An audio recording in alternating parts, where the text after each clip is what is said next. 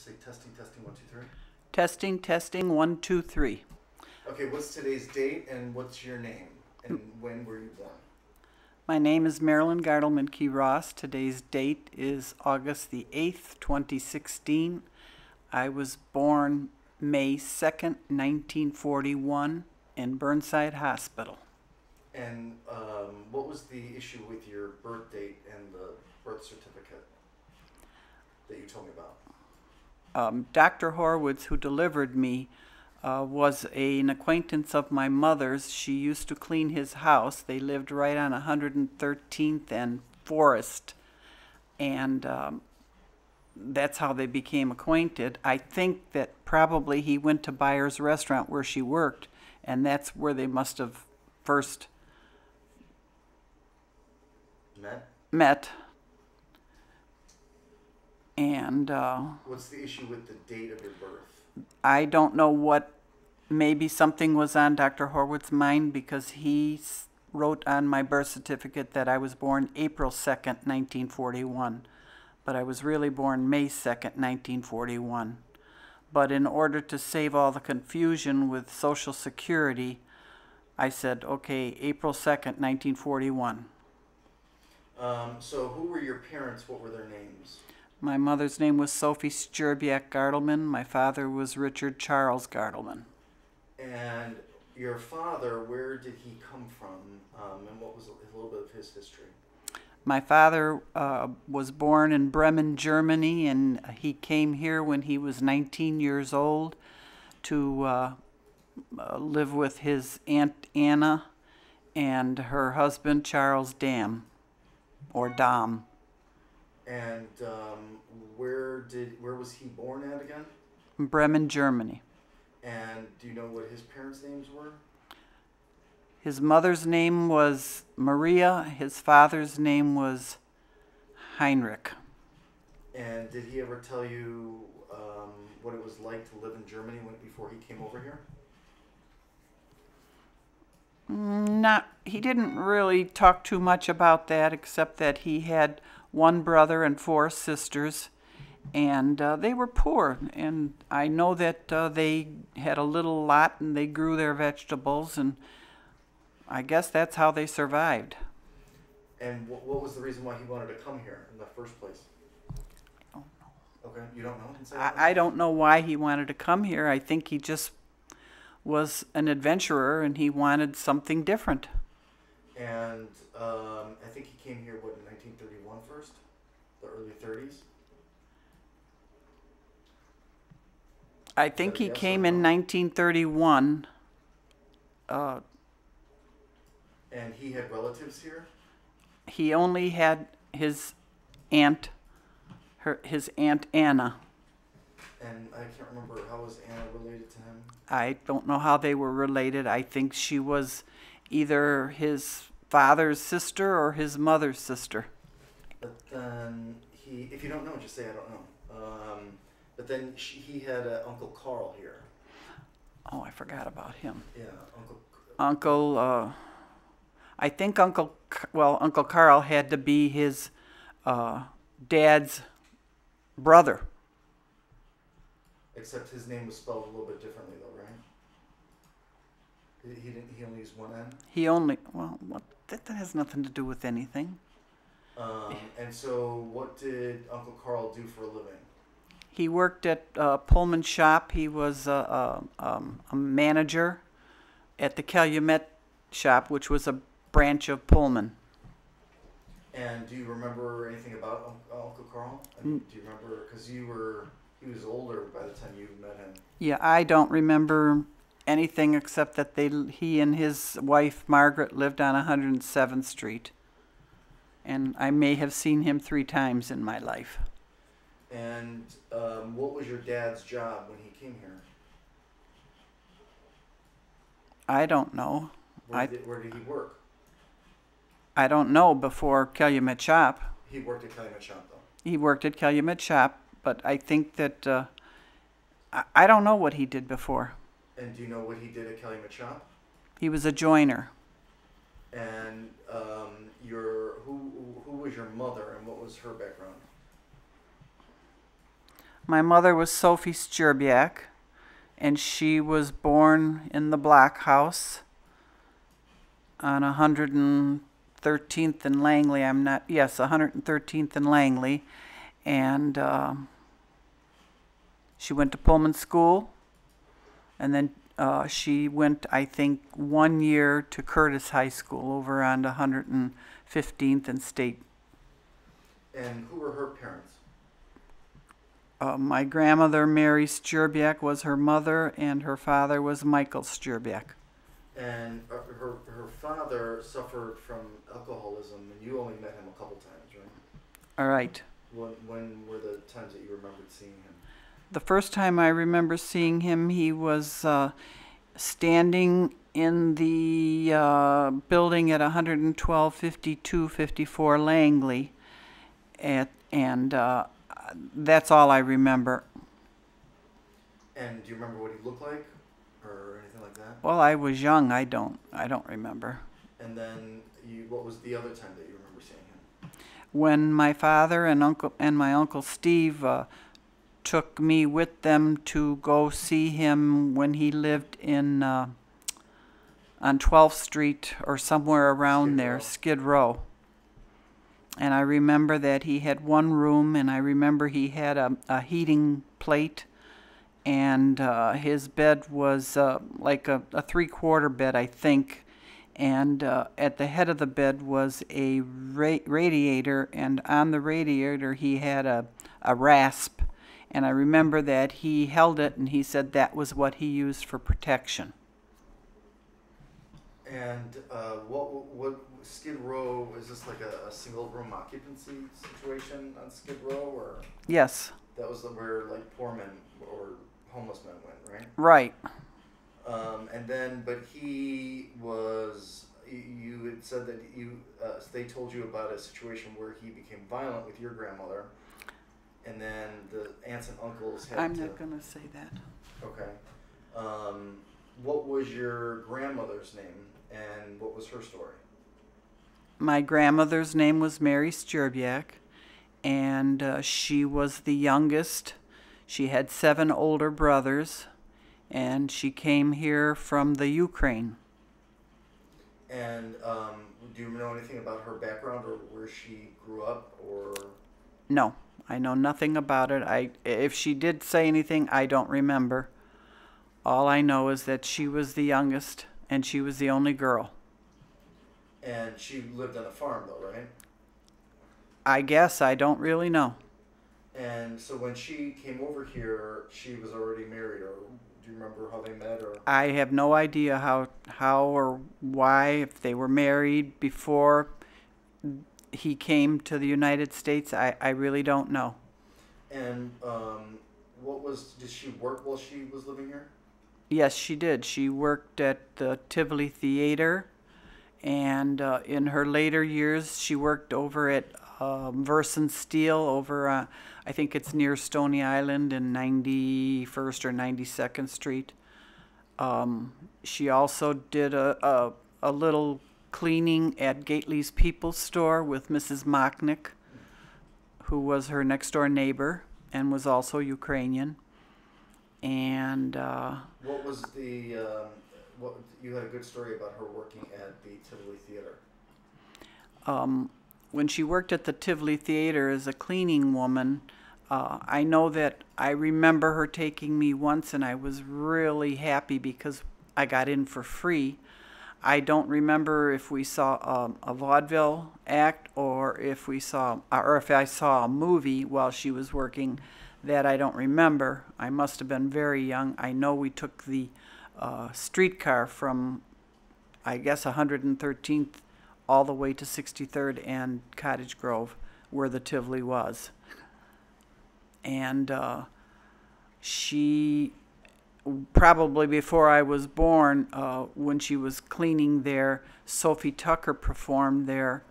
And in Sophie Tucker's dressing room, she would get flowers from admirers, and she had an old intricate Chinese designed vase that held flowers, and Sophie Tucker told my grandmother that she could have it.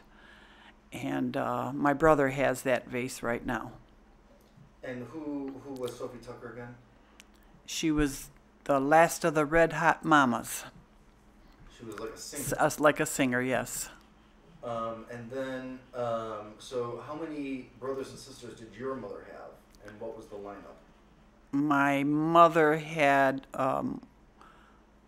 one brother, Steve, who was born after her, and then a younger sister, Rose. And where did they live in Pullman? When they grew up, they must have lived at 112th and Langley in the Blockhouse on the third floor.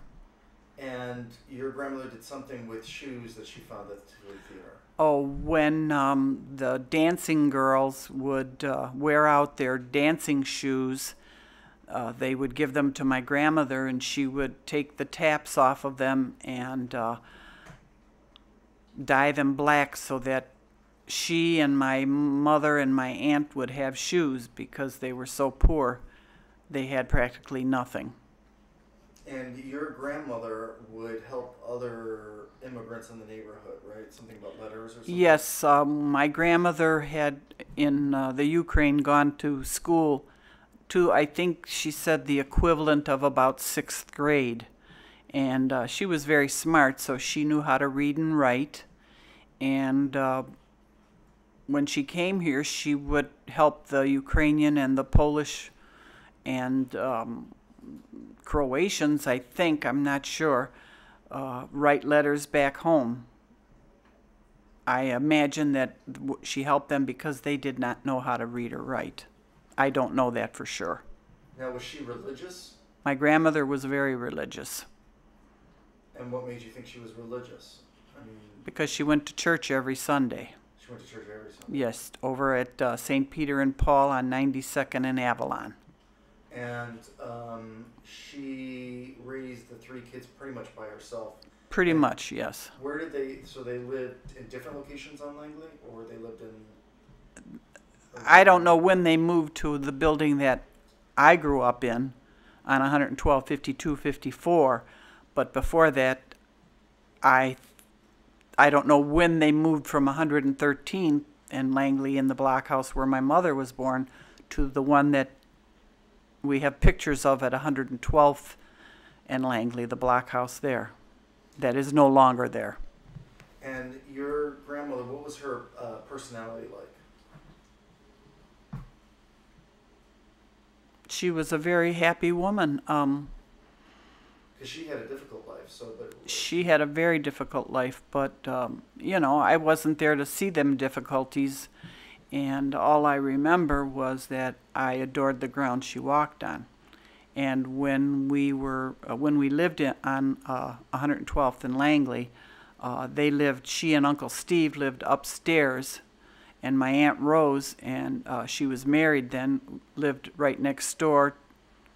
I think the address is 11256. Was this in the Blockhouse? Or no, this was on my side of the street. Okay. And they lived next door, one porch down. And what was the question? What was the setup like in the house when you grew up in Langley there? It was an apartment, and you were on the second floor? Or no, at first we were on the first floor, and there were 3 bedrooms, one small bedroom in the front, one in the middle, and one in the back. Now the entrance, when you were on the first floor, the entrance used to have a doorway of its own, right? Right. It was like a window that they made into a doorway. No, that was the apartment next door to us. Oh, so when you walked into that building, you were on the left side or the right side? When we walked into the building and we were facing west, we were on the left side. Okay, and that had 2 bedrooms, kitchen, and a dining room? No, that had 3 bedrooms, a kitchen, and a living room. And then where did Grandma live at that point? She lived upstairs. Above you? Or yes, above me. Above you with Uncle Steve. Right. So the 2 families lived in the same building. Right. And Uncle and Auntie Rose lived on a separate porch. She lived one porch south. And then, how did your parents meet? I really don't know how they met. I would assume that my father would go to Byers Restaurant where my mother worked as a waitress. And I imagine a cook, because she was a fantastic cook and she could cook all the German dishes. And maybe that's why my father married her. I don't know. And what was they met, she broke a leg or something like that? She was riding on a motorcycle, and I'm not sure who she was riding with. It might have been Johnny Van Brussel, but I'm not sure. And Johnny was the brother of Bernie, and Bernie was married to Josephine Van Brussel. I can't remember her maiden name, but she and my mother were best friends, and that's Jody Van Brussel? Josephine Van Brussel. And she was riding a motorcycle with Josephine's brother. Josephine's brother-in-law, but I don't know if that was him or not. And I guess they had an accident and they fell, and my mother broke her leg. And now, where does Ann Mocknick's and Tilly Mocknick come in? They lived Who were they again? They just were neighbors. They were just neighbors, and they lived right next door to us on the south, and then my aunt had the apartment right across the hall from them. Just what were their names again? It was Tilly, and I don't know what Mr. Mocknick's first name was. And their daughter was Ann Mocknick, and she had a brother, Johnny Mocknick, and a brother, Wally Mocknick. And they were Ukrainian as well. And they were Ukrainian as well. And your mother and Ann were good friends. And they were very good friends. Up until my mother died.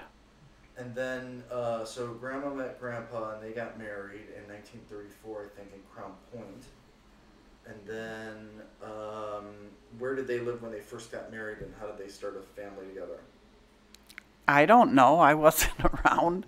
So they lived in Pullman, or they lived in Roseland? I think they lived in Roseland.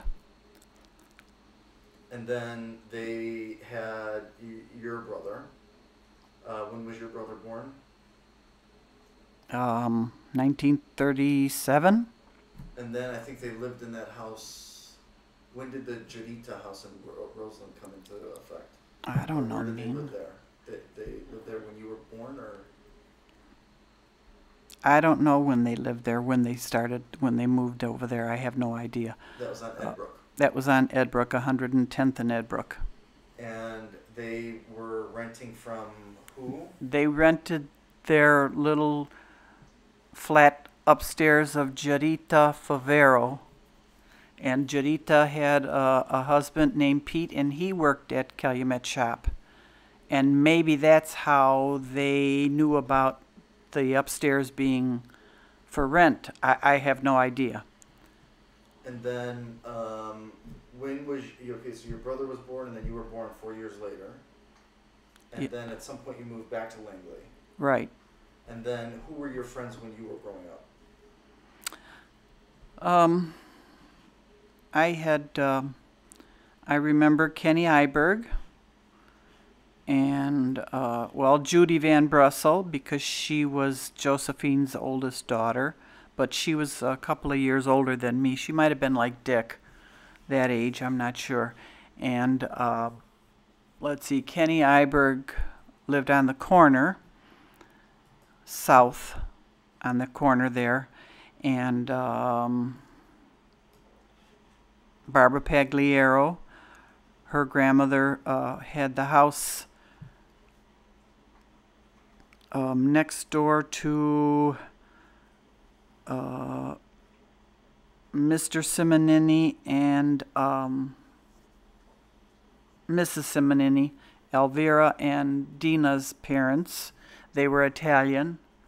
And so, Barbara Pagliaro's grandmother lived right next door to them.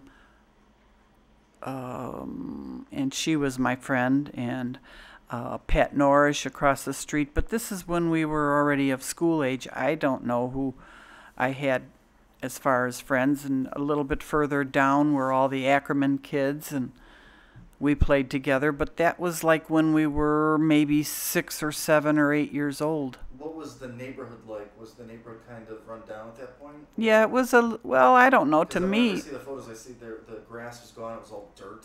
right. Well, I guess the people couldn't afford to put grass seed down, but to me it was like heaven. And you sort of just stayed on Langley. You never went to. No, we only stayed on Langley. And then when you were living there, you were living next to a bar, and that's how you met the Lira family. Can you explain that a little bit?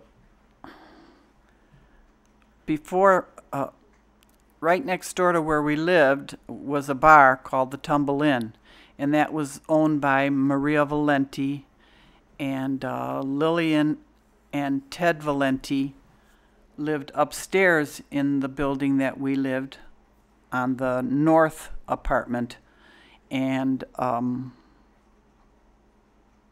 they owned the bar? Her mother, Lillian's mother, owned the bar. Okay. And I think at first they lived upstairs of the bar, and then they had the apartment upstairs of the 4-flat where we lived. Then Maria passed away, I guess, and then Cecil Lira bought the bar, I don't know whether he bought it or not. I don't know whether they owned the building. And he was partnered with a man named Lawrence. I don't know anything about him at all, except he was an old man.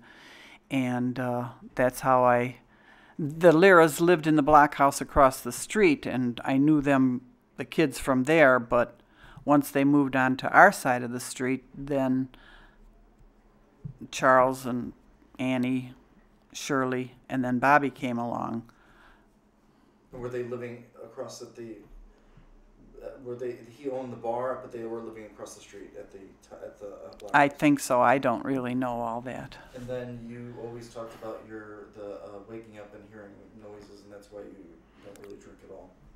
Well, when we lived upstairs on 11252 or whatever the address is, either 52 or 54 upstairs, I had the front bedroom, and of course we didn't have fans and we didn't have air conditioning, so we did have screens on the windows, and if my window was open, I would pop my head up, and I was probably 13, 14, 15 then, and they would make a ruckus outside, and they would come out drunk, and they would be fighting on the street, and the police would come, and maybe that's a reason I don't drink. I just never cared for the taste of it, so But there was always something going wrong outside. No, not always. But it certainly didn't. It certainly turned you off of Well, it might have been a part of why I don't drink. I have no idea. I just don't care for the taste of it, any of it. And then you were considered like a tomboy then. And yes, I was a tomboy. My brother had all the sports equipment. He had the bats and the balls and the shoulder pads and helmet and footballs. So there was the girls. They were too frilly for me, and I always played with the boys. So I had Kenny Iberg and Andy Falaris, and then, like I say, we were 13, 14, 15 years old, and they had built the park across the street, and we had a little tiny piece of that where we could play baseball, and the boys would let me play baseball because I had the bats. So you were the only one that had the bats? I guess. I don't remember. And then we would play basketball, and we just did all kinds of crazy things. But I never left the block. I don't know what the boys did. And then you learned how to play cards there as well. Well, before the tavern filled in the porch, the front porch, it was an open porch with a dirt on the ground, and me and the boys would go on there, and that's how they taught me how to play poker under the porch. And so then where did you go to, and this is the last part of this, but where did you go to grammar school? My grammar school was at Pullman School on 113th and St. Lawrence and Forestville, and My kindergarten teacher's name was Miss Rosinski, and I can close my eyes now and see her playing the piano, and we were all sitting like in a semicircle on the floor around her, and there were blocks to play with and toys, and it was a wonderful experience. And she would plant along the fence outside, or we would plant. I don't even remember. All I know is there was a garden and we had radishes, and that's what I remember. And kindergarten was a wonderful experience. I don't remember who my first grade teacher is. My second grade teacher, I think, was Miss O'Callahan. My third grade teacher was Miss Kinsella. My fourth grade teacher, I don't remember. Fifth grade teacher was Miss Ballhouse. Sixth grade teacher might have been Miss Wilkinson. The seventh grade teacher was Clara Dagling. And my eighth grade teacher was Lucille Adamak, who was wonderful, wonderful teacher. Now, did you like school there? Did you like going to... I didn't like school at all. I don't think I learned anything. All I liked to do was play. Play sports with the guys. Play sports with the guys. And now, this was before the neighborhood became like historically known. Did you have like an idea that this was an older town than other, or a special town? No, I always loved living on Langley, and it was always fun for me. Even to this day, this is my house, but Pullman is my home. But like, even when I grew up, I knew that this neighborhood was historic, and I knew who George Pullman was, and I knew a little bit of the history. Did you know back then? Was it sort of known, or was it really not? Did people not care about that then? I don't think anyone really cared about it. I remember that when we would have an assembly at school, I would always look at George Mortimer Pullman's portrait on the wall in the assembly hall. And I don't know, I still have that. I can close my eyes and still see that picture. All right, well, thank you. We did 27 minutes, so that was good. It was 27 minutes too long.